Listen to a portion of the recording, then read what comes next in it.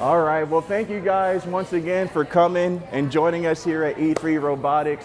My name is Derald Gray, and I'm an entrepreneur, a business owner with DG Visionaries. You can kind of see my logo on the screen. So before I really get started with this conversation, I just want to go ahead and play this 1-minute video just so you can kind of get an overview of what I mostly do for a living.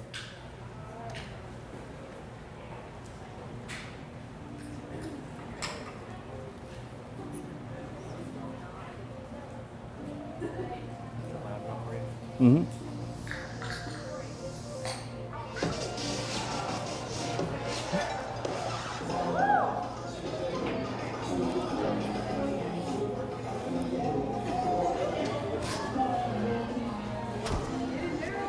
Hey.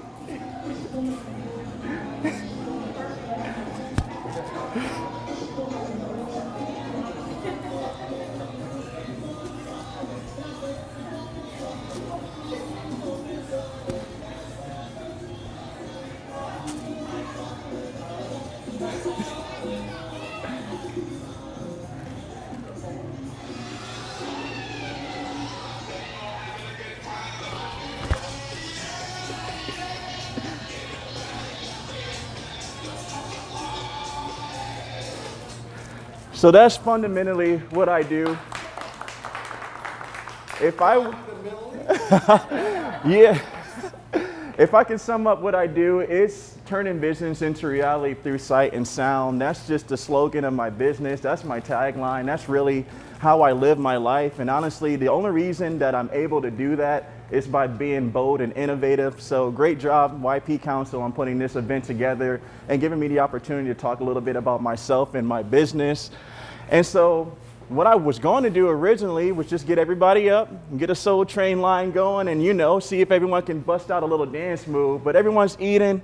I don't want to press the time a little bit too much. So we're going to skip all that part and really just talk about, being bold and innovative and following your passion. So a little bit about me, like this is my hometown. I was born and raised in Elkhart, Indiana. And I went to Munger Elementary School. Shout out to Munger. You were the original one? The original school with the creaky wood floor. Well, thankfully it was a little better when I got there.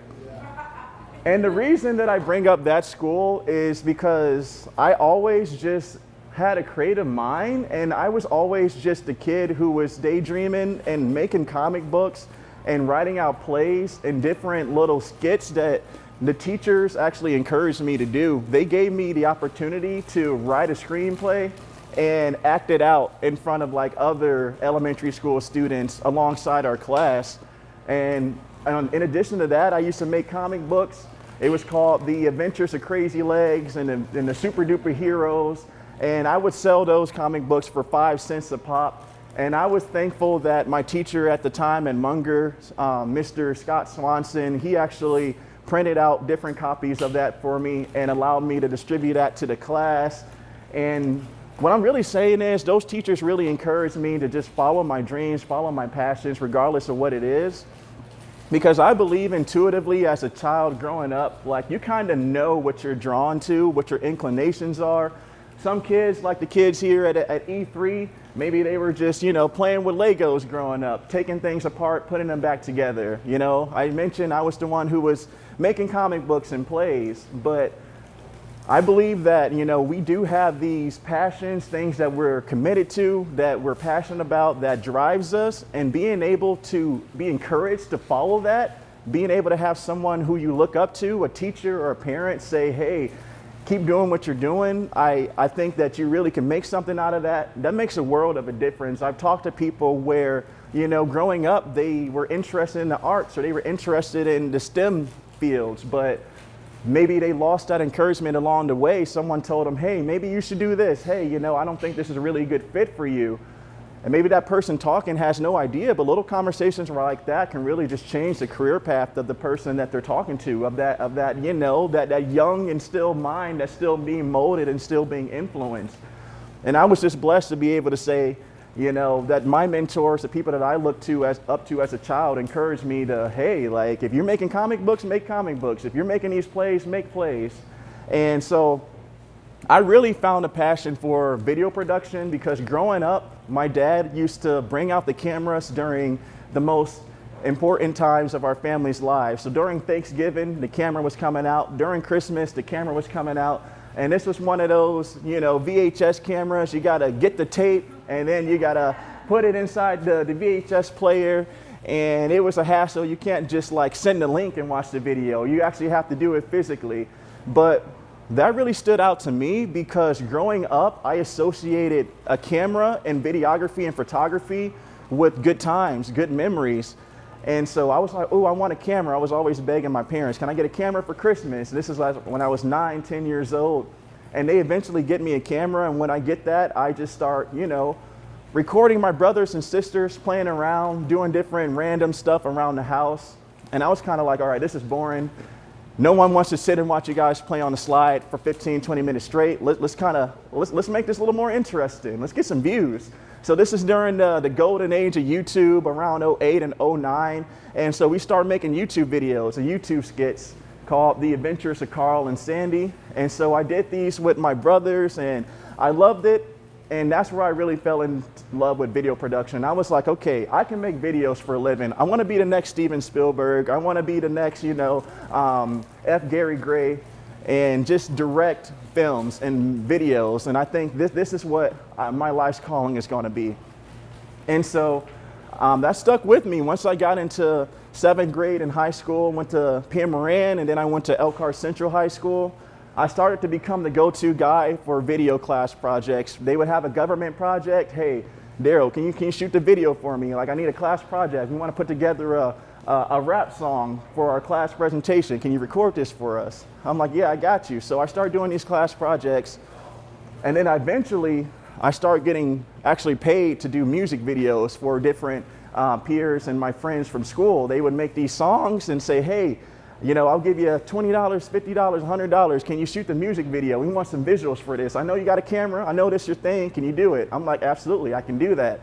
And then I started putting 2 and 2 together. Okay, people are actually really paying me to make these videos for them, to work on these projects. Then I must be bringing something to the table that, I can, one day be able to sustain myself doing.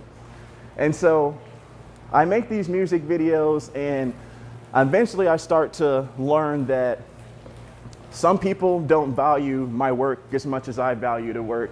And I say that because there's been plenty of times I've been working on videos for my friends who I would record them DJing or record them with a music video. And I did it out of the love of the art, and I would just not get paid for it, essentially. I mean, I've done many projects coming up where, yeah, $500, we got you. And then I never see that, but the video has still been worked on. Some I gave to them, some they're just still on my old computers and never been released because they were just never paid for. But I just kind of learned to continue and work past that because I knew that if I was able to provide value, somebody would see that value in me and give me the opportunity and pay me a fair rate that I think, hey, that I deserve. So I kind of learned that, got out of music videos as I graduated high school, and eventually go to Ball State, and I studied telecommunications. And shout out to my guidance counselors because Katie Bearhide, because really Ball State was the only college that I applied for. I knew that the Letterman had a great school of telecommunications. That's where David Letterman went, the old interview host. I kind of wanted to follow in his footsteps, go to Ball State. So that was my one school. I went there for 4 years. And that school is really where I learned to be entrepreneurial. My professors there encouraged me to make myself a website. So I originally, before there was DG Visionaries, there was DeraldGray.com with my face just smiling on the home screen. And I would put up those music videos I used to make. Those class projects I used to make used to be on there. I learned at that school that, you can have a portfolio career as opposed to just a resume career. Everyone has their resume, where they work, what they've done. But, I want it to be something where you can just see visually what I worked on. You can see my videos, you can see my pictures, and being able to market myself in a way that I can be able to, have a foundation to be able to do this for more people on a bigger scale.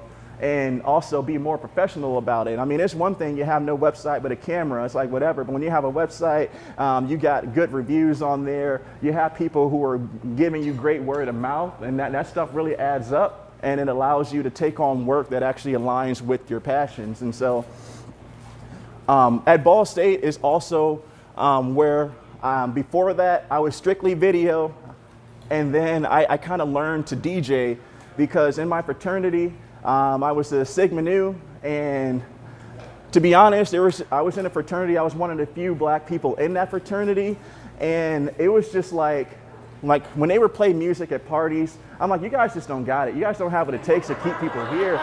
I'm just like, I don't know, like the music is okay, but I know how to get this place popping. And so I used to have my phone, and I used to be the DJ on the aux cable playing songs on my phone and getting people out. So, you know, this was 2014, 2015, and we're dancing to like Lil Uzi and Ray Shrimmer and a lot of modern rap artists, and I'm getting down and I'm kind of like, okay, like I can dance. I'm having dance battles with people. And that's when I realized, man, music is powerful as well. Memories are associated with music just as much as memories are associated with video production. You know, you think of some of the moments in your life that you remembered having like a good time at with your friends, your family, and there's usually music involved, whether it's been a dance or you're just in a car driving, you're listening to something, or maybe there's songs that make you feel some type of way that take you back to a certain place in time. And it made me realize that, man, I love DJing, but I didn't think that it was ever anything I would be doing as a career. And so as I was looking for a summer job, you know, as a videographer, if you're in the arts period, you just got to kind of hustle, try to find something to keep a roof over your head, find something to keep food on the table. So I was looking for any job the summer of my junior year, and I was able to discover this company in Michigan called Kaleidoscope Events, and what they were a luxury wedding DJ company. And the application on Indeed, it said no experience needed, no equipment needed, we'll do all the training, we'll take care of you, you don't have to pay to play, you know, it's a real job. And I was like, I don't know, it looks a little scammy, but it's Indeed, not Craigslist, so it's one of those things, you just got to take chances. So I applied, I had that interview, and that interview ended up, you know, redirecting my life and giving me more of a purpose, because I got hired, and in Michigan, I went to a wedding for the first time. My family, I mean, obviously people get married, but we don't have like official weddings where we invite a bunch of people. They're usually at the house or in the backyard, a small little kickback, not a big festival type of wedding. But man, that's when I kind of stepped into that and took the skills that I learned from the basement of my fraternity and kind of brought that upstairs and brought that energy to weddings. And so I learned for the first time working with Kaleidoscope Events how to talk in front of a group of people. I mean, you would think that I can just talk to anybody in front of, you know, whoever many people, but I was honestly nervous at first. And I used to kind of choke up at first. And then, you know, he kind of helped me realize that the people who listen to you speak when you go to these weddings, when you go to different events, that they're on your side. You know, people aren't there to really, it's not a comedy show. They're not looking for things to pick apart from you. They're looking to be supportive. And so I really learned how to MC. I mean, they taught me how to actually DJ on the turntables. I used to be on a phone. I got a tractor control system and actually started mixing songs and realized, okay, this is how I can mash up two different songs to make them sound like one.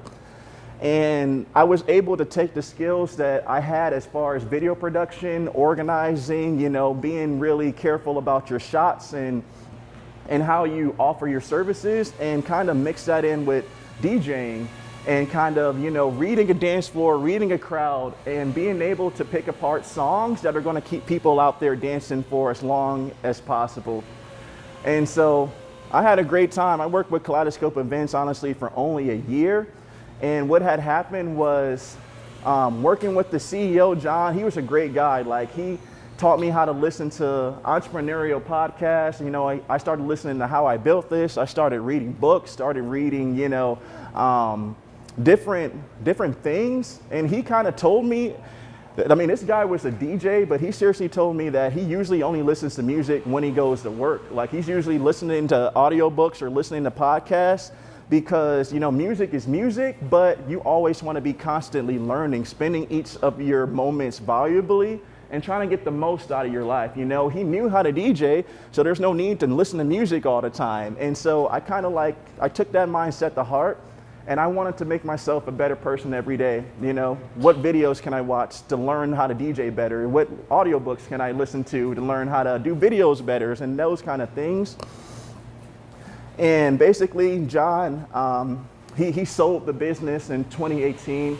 And when he sold his DJ company, he moved to California, and the new owner who bought the business from John, he actually let me go. He restructured the business, and he was like, you know what, I'm gonna DJ myself. We really don't need you around anymore, but I think you have what it takes to start your own business. Okay, yeah, it's a little loud. I gotta talk a little louder. They're in there drilling. So he basically encouraged me to pursue this on my own, and he gave me a logo. So the logo that I showed at the beginning of the video, that was the logo that he was giving to me. So even though I was like fired, laid off, whatever you want to call it, he still believed in me and allowed me to start DG Visionaries. So that's where the logo came from, So I encourage you that if you have employees who maybe you let go or they go a different path in life, just support them, because you never know where that support's going to go. And so basically, once I got that logo, I started to really put two and two together and combine sight and sound to create DG Visionaries. Like, that's really what happened. I took the skills that I learned from Kaleidoscope events in order to really make DG Visionaries better. I started to think about the ways that, what they were doing, what made them successful. How can I bring my own brand, my own style to make DG Visionaries successful? And so that's really what I did. And I combined my talents with video production with my talents of DJing in order to create what we do today. And that's turning business into reality through sight and sound. And so the most bold and innovative thing that I think I've done that allowed me to turn this hobby, this passion, into a full-time job was the combinations of skills. I mean, that's really what it is. When I was a videographer, I was working at WNDU news station. And so that was my full-time job. And when I was working at WNDU, this was 2018 to 2020, I learned about the community as a whole and really the impact that each and every one of us can have on the place that we live. It's more than just working for profit. I believe that your impact is way more important than the money you make financially, this personally. And so, and the reason I say that, because when I was working at WNDU, hands down, the best stories that I ever, and I was a photojournalist, so I was a videographer with the reporters, and the best stories I ever worked on were those local interest stories, were the stories where the community center is having an event, or, E3 Robotics, they had an event, and being able to come out and cover that. Because, I mean, there's two sides of news. There's those local interest stories, and then there's the tragedies and national things. And the local stories are what always kind of kept my spirits up. And that's what I love the most about that job. And so I was Emmy nominated for video production for a story that I did with Trisha Sloma, and that was the Fulton County bus tragedy. And what we did was we followed up on that incident where basically a lady ran a stop arm on a bus and mowed down 3 kids.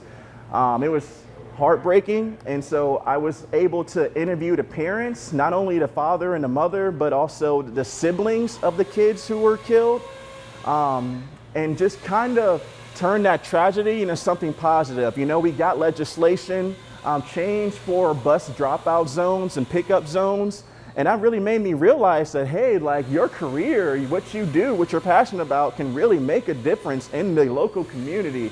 And so that was great. And once I left WNDU, I knew that I always just wanted to be philanthropic and donate my time into the community, because I believe that, if you're here for a reason, so why not make the place that you live a better place when it's all said and done? I mean, I really take that to heart. I encourage everyone to volunteer, find different nonprofits and things that you're passionate about, because you never know what influence you could have on the next person. And so right now I'm working with the Tulsa Community Center. I'm on their board, their external communications committee. Yeah. And if you haven't heard of Startup Moxie, it is a program that I know Sherry said it, that matches you up with a mentee in high school. So I'm working with a mentee named Sam, and I just helped him the other day with this like final class project before he graduates. And so those are kind of things I'm involved in, and also the Leadership Academy, and just being a part of that, being able to work with DWVAC, a nonprofit, has been life-changing.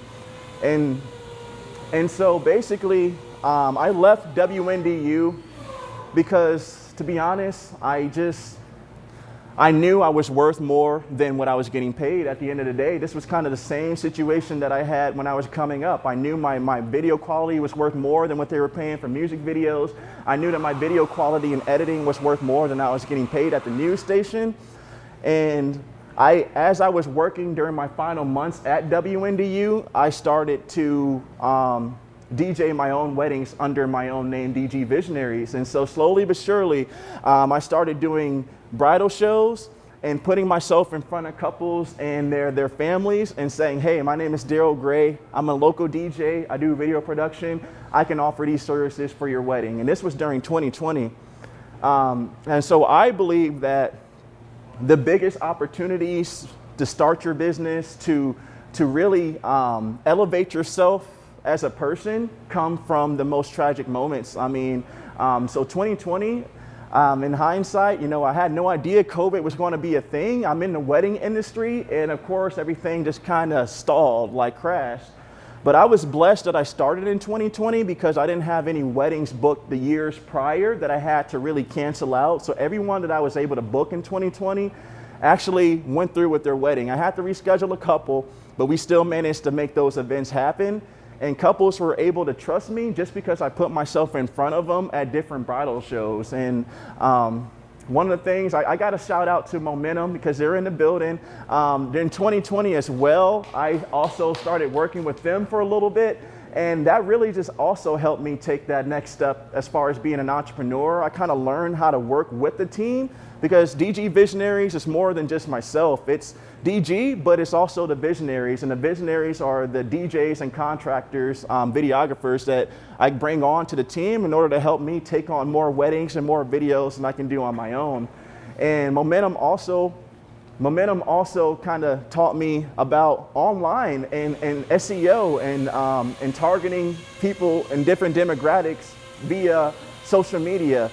And so that's one of the reasons that I really started my Google page and got over 50 reviews from the 3 years I've been DJing, 5-star reviews, because I just ask. I tell people beforehand, if you hire me to do your project, I'm going to give you a 5-star service. And that is really the only reason that I'm going to accept it, is to give you a wedding experience, a video that you're going to remember for the rest of your lives. And so because of those reviews, now people don't even know what I look like. They just go on Google, they search DJ, they see me. All right, 50 reviews. All right, that guy's good. He's free. Let's book him. And I'm blessed because even today I managed to book like a wedding just from being here and hanging out this morning. And so I guess that's where I'll kind of wrap up. It's like the little things that I've done when I was growing up that I was encouraged to do. And then once I got to an age where it was time to me to make a career out of it, I was encouraged as well by the people I work with at Momentum, the people I work with at WNDU, the people like Sherry at the Chamber and Levon. It's really about the community. And I love Elkhart because it's entrepreneurial. There's a bunch of people in many different fields. And we also are really engaged in the community. Like all you guys didn't have to come here today, but you're here. Some of you know me, some don't, but you guys still showed up to listen to Brian and I talk a little bit about what we do. And so I want to thank you for that. And just encourage you to think back to when you were a kid, what you were interested in, what naturally drives you, and always pursue that, whether it's a career or a hobby, because you never know where that's going to take you. So be bold, be innovative, and you'll turn your business into reality. Thank you. Derald so much. Derald wanted a video camera at 8'9". I wanted a waffle maker. Yeah. He is really one of the best He's hardworking, inspirational. So thank you so much for being here. It's been an honor to work with you. I'm honored to call you my friend. Thank you, Brian, for letting us tour. This was phenomenal. Yes, does anyone have any questions for Derald before we thank the sponsors and let you guys go? I'm an open book. Oh, thank you. Yes. What was your most memorable event that you have done over the past few years? To be honest, that's a great question. If you would have asked me last year, I would have said the most memorable event I did a wedding in Fort Wayne, and we actually were at the Embassy Theater. We were on the rooftop there, and just being able to have great weather, the family and friends on the rooftop playing music. I mean, people were just dancing, getting down, doing backflips. Like, it was one of those weddings where people were dressed up in designer and going all out. But now, hands down, my favorite wedding I've ever done was this February. I DJ'd for my cousin, and that was the first time that my family and my immediate family actually saw me DJ a wedding. Like, they heard about what I did, but they never seen it until I DJ'd my cousin's wedding. So now I'm out there dancing with my grandma, I'm dancing with my mom, I'm dancing with my aunts and uncles, and they were, after that wedding, they were like, now I see the vision, now I know what you're doing, and they kind of gave me their blessing to continue doing this because, you know, that they saw it firsthand. So that was hands down. It's going to be hard to top that one. Yes. How do you encourage someone to be bold and innovative if they are an introvert or quiet in nature? What does that look like? Yeah, so one of the big things, and this is actually something that I learned from the Elkhart Leadership Academy, is that everyone has different leadership styles. Some people like me are kind of out there, they're a little bit more social. Other people are more quiet, a little more reserved. And one of the things that the Leadership Academy encouraged us to do is flex your different skills, because even though we kind of have an emotional home, we're just naturally the way we are. If you're more introverted, I encourage you to flex your skills and reach out to other people. You don't have to do it in person. You don't have to speak to them over the phone. You can send them an email, say, hey, like, I'm interested in kind of what you do, or hey, this is something that I'm interested in. Can you kind of give me some guidance and, you know, help me out, or maybe give me some advice based on what you've done? Because what I've learned is the biggest part of negotiation is honestly just asking. You'd be surprised how many people are willing to help you out if you're willing to just ask the question and reach out to them.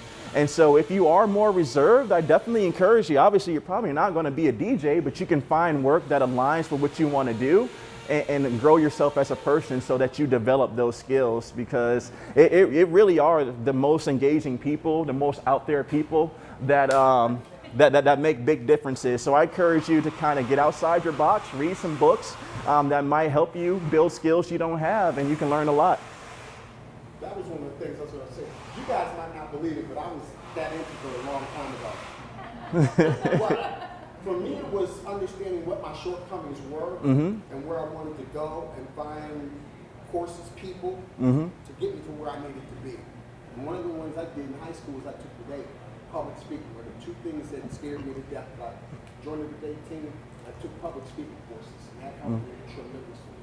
Yeah, that's one of the things. The biggest things that help you grow are on the other side of fear. What you're afraid of, if you can learn to face it, I mean, you'd be surprised. It may not be as bad as you thought it was. You know, the mind can play tricks on you. So being able to be stronger than that and being willing to, because honestly, I mean, when Sherry told me and Shelby told me that I was going to come speak this evening, I'm like, yeah, I'll do it. But my heart was kind of racing. I'm like, I've never done this. Am I going to keep their attention? Can I knock this out?